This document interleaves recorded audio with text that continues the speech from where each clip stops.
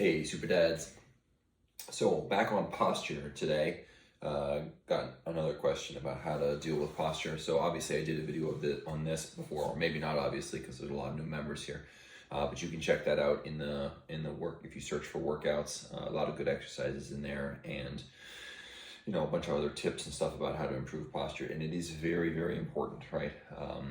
It's important for your health. It's important for how other people view you. It's important for how you view yourself. Okay, but here's the thing about posture. A lot of people will think about, like, what exercises can I do to improve my posture? And really, honestly, the truth is that in very few people does it come down to a lack of strength in the postural muscles. We almost generally, all of us, will have the requisite strength to have good posture, right? If you work out those muscles, so like you do a lot of these pulling back motions, you do a lot of these prone cobra motions, you're really hitting those muscles in the back. It doesn't mean that those muscles are going to become habitually active in the way that's going to support good posture, right? So think about someone who has really strong trap muscles up here in their upper shoulder, right? Just because their trap muscles are strong, it doesn't mean that they walk around like this all the time, right? Because their muscles are strong. No, like, the muscle is strong, but you need to activate it in order for that strength to be brought to bear.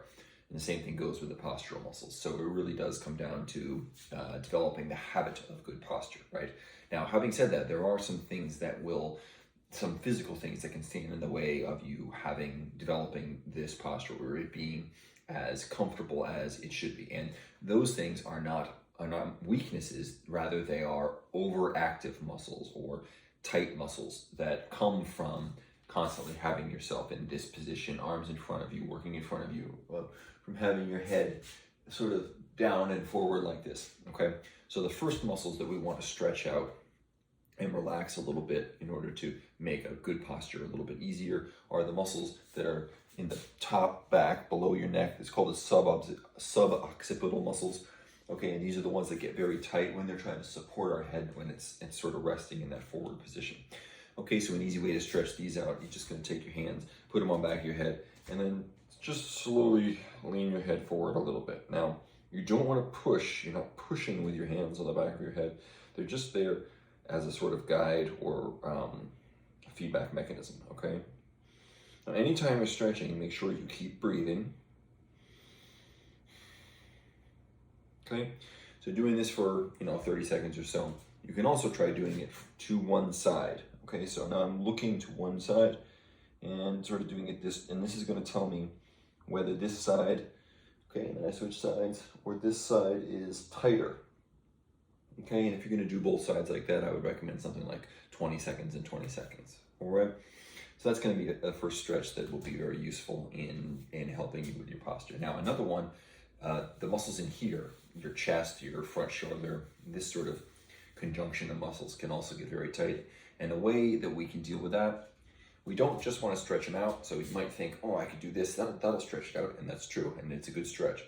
But what we really want is to improve the mobility, not just the flexibility of the muscle, but the mobility of the muscle. And how we do that is by connecting to the muscle.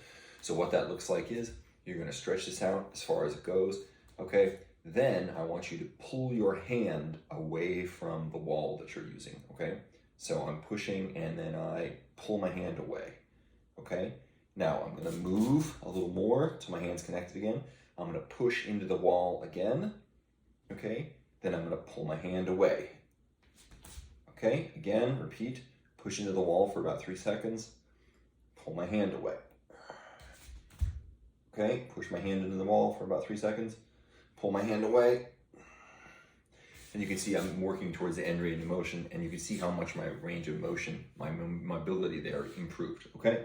So doing these sorts of things whenever you have a chance will really help a whole lot with making it easier to get into that posture. Because once again, it's not the strength of the postural muscles, but it could be the tightness that makes it less habitual, less comfortable to occupy, to maintain that good posture. Okay, now another thing to consider is how you're breathing, right? Positive breathing, correct breathing, the most efficient, the most effective, the healthiest way to breathe is diaphragmatic breathing, belly breathing, okay? When you breathe, you want your breath to expand your belly and your back, all the way around. This is all your core, okay? Now, this is gonna make you look fat. I don't look necessarily very skinny when I do this. All right, you give yourself kind of an air baby. But that's where you should be breathing, okay? This is 2/3 of your breath here. The last third is in your lungs, but it starts here and then moves up, okay? That's a full breath. Now, you can't do that. You can't take a good, deep, diaphragmatic breath if you're in this sort of up across, hunched forward, bad posture position, because your rib cage is compressing on your diaphragm. So I can't do it. So if you can get into the habit of belly breathing,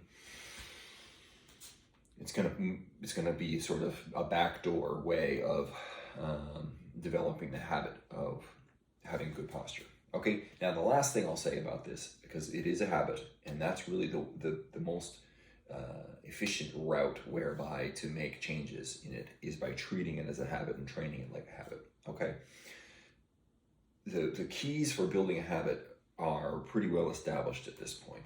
Okay, obviously repetition is important, but it's not the only thing.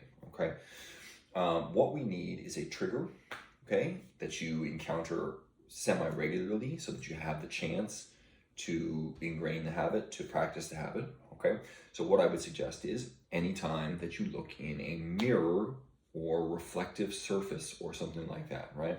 Or let's say it's a bathroom mirror. You can make a choice, right? As long as you're looking in the bathroom mirror a few times a day. It doesn't have to be your bathroom, just a bathroom, okay?